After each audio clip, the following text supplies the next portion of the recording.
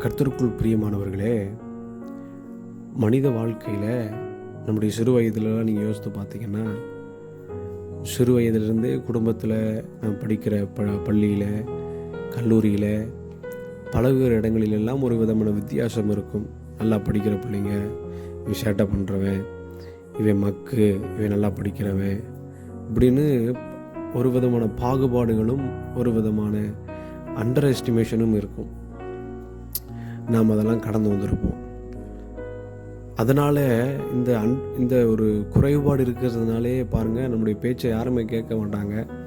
நம்மளோட பழகுகிறவர்கள் அதிகமாக நம்மோடு கூட நேரத்தை செலவிட மாட்டாங்க. பாருங்கள், நம்முடைய ஒரு பொருட்டாக எண்ண மாட்டாங்க. ஒரு பேச்சிலையாக இருக்கட்டும், கல்வியிலையாக இருக்கட்டும், விளையாட்டுலையாக இருக்கட்டும், ஏதோ ஒரு விதத்தில் நம்மளை ஒரு பொருட்டாக எண்ண மாட்டாங்க. என்னால் முடியாது, அவ்வளோதான், ஒரே ஒரு வார்த்தை தான். ஆனால் நீங்கள் இப்படி அநேக நேரங்களில் பாருங்கள், மறக்கப்பட்டிருக்கிறீர்கள் என்றால், அநேக முறைகளில் இப்படி உதாசீனப்படுத்தப்பட்டு உங்களை ஒதுக்கி வைத்திருப்பார்கள் என்றால், என் பேச்சை யாருமே கேட்க மாட்டேங்காங்க அப்படின்னீங்கன்னா பாருங்கள், எனக்கு அநேக சம்பவங்கள் உண்டு. நம்ம சொல்லுகிறதை கேட்க மாட்டாங்க, இதெல்லாம் சரியாக இருக்காது அப்படின்னு விட்டுருவாங்க. ஆனால் சில நேரங்கள் கழித்து, சில நாட்கள் கழித்து பாருங்கள், அதுதான் சரி என்பதை உறுதிப்படுத்தப்படும். அப்பொழுது அவர்கள் அறிந்து கொள்வார்கள், அப்பொழுதே இவனுடைய பேச்சை கேட்டிருக்க வேண்டும் என்று. உங்களுடைய வாழ்க்கையில் நீங்கள் இப்படி உதாசீனப்படுத்தப்படுகிறீர்கள் என்றால், பாகுபாடு பார்க்குறாங்க பாருங்கள், என்னை ஒருத்தனை தாழ்த்துக்கிறாங்க, ஒருத்தனை உயர்த்துக்கிறாங்க, ஒருத்தனுக்கு நல்ல சாப்பாடு கொடுக்குறாங்க, ஒருத்தனுக்கு காசே தரமாட்டிக்காங்க, ஒருத்தனுக்கு கேட்குறதெல்லாம் கொடுக்குறாங்க, ஆனால் எனக்கு தரமாட்டிக்காங்க அப்படின்னு சொல்லி வருத்தப்படுறீங்களா? கொஞ்ச நாள் காத்துருங்க. நீங்கள் சொன்ன காரியங்கள் உண்மையாக இருக்கிறது, சரியாக இருக்கிறது, அதுதான் நிகழ்காலங்களுக்கு சரியான ஒரு அணுகுமுறை என்பதை தேவன் உறுதிப்படுத்துகிற காலம் வருகிறது. அதனால் அவருடைய பலத்த கரத்திற்குள் அடங்கிருங்கள். ஏனென்றால் முருதகாயை பாருங்கள், சின்ன உதவி அது மறக்கடிக்கப்படுகிறது. பின்பதாக தேவன் ராஜாவுக்கு நினைவுபடுத்துகிறார். அதற்கு பின்பாக அவன் மரியாதை செலுத்தப்படுகிறான். ராஜா அவனுடைய ரதத்தில் ஏற்றப்பட்டு அவன் ஜனங்களுக்கு முன்பதாக கனப்படுத்தப்படுகிறான்.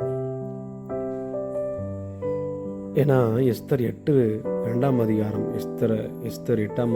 2வது வசனத்தை வாசிக்கும்போது, ராஜா ஆமானின் கையிலிருந்து வாங்கி போட்ட தம்முடைய மோதிரத்தை எடுத்து அதை முர்தகாய்க்கு கொடுத்தான். எஸ்தர் முர்தகாயை ஆமானின் அரண்மனைக்கு அதிகாரியாக வைத்தார் என்று வேதத்தில் வாசிக்கிறோம். பாருங்க, ராஜாவின் மோதிரம் யாருக்கு கொடுக்கப்படுகிறது என்றால் முர்தகாய்க்கு கொடுக்கப்படுகிறது.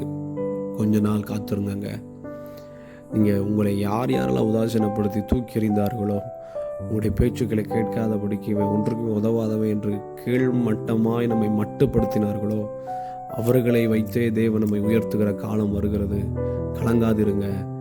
உங்களை நீங்களே யார் அண்டர் எஸ்டிமேஷன் பண்ணாலும் உங்களை நீங்களே குறைத்து இடப்படாதீங்க. நீங்கள் கர்த்தருடைய கரத்தில் இருக்கிற முத்திரை மோதிரத்தை போல கர்த்தருடைய கரத்தில் இருக்கிற அதிகாரம் உள்ளவர்கள். நீங்களும் நானும் தேவனால் தெரிந்து கொள்ளப்பட்டவர்கள், பழுதில்லாதவர்கள். தேவன் நம்மை உயர்ந்த ஸ்தானங்களில் வைத்திருக்கிறார், பலத்தோடு வைத்திருக்கிறார்.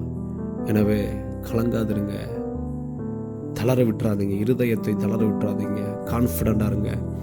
நீங்கள் சொன்னது சரி, நிச்சயமாய் அந்த சூழ்நிலைகளுக்கு அதுதான் சரியான அணுகுமுறை என்கிற ஒரு வார்த்தை தொனிக்கப்பட போகிறது. தேவன் உங்களை உயர்த்துகிற காலம் வருகிறது. அது மட்டும் காத்துருங்கள். தேவன் நம்மை ஆசீர்வதிப்பாராக.